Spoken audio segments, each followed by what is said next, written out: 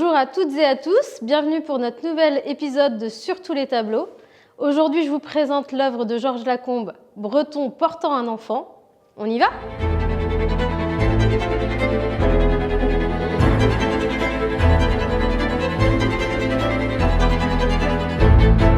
Connu autant comme peintre que sculpteur, Georges Lacombe grandit dans une famille bourgeoise et cultivée.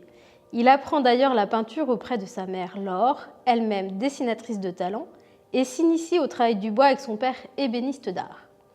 En 1892, c'est la rencontre avec Paul Sérusier qui bouscule sa carrière. Leur amitié se scelle définitivement lorsqu'en 1893, Georges Lacombe confie la décoration de son atelier à Paul Sérusier.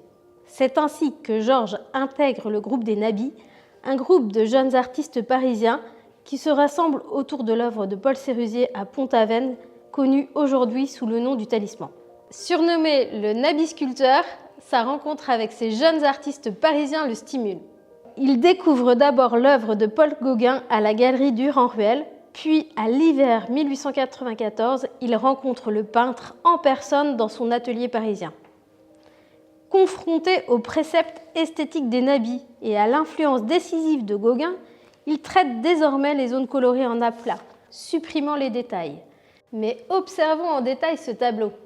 On y voit un homme du pays bigoudin portant un enfant dont la culotte rouge tranche avec le fond sombre. L'artiste y accentue volontairement le caractère primitif. Regardez cette main au premier plan, disproportionnée, le profil taillé à la serpe et à la longue chevelure rousse inspirée de l'imaginaire celte. Les couleurs sont appliquées en aplat, surface intense et homogène. Et pour accentuer cet aspect brut, Georges Lacombe opte pour la tempéra. Enfin, comme nous suggèrent certains historiens de l'art, on ne peut manquer d'être surpris par la ressemblance du visage avec celui de Gabrielle Wenger, la future belle-mère de l'artiste.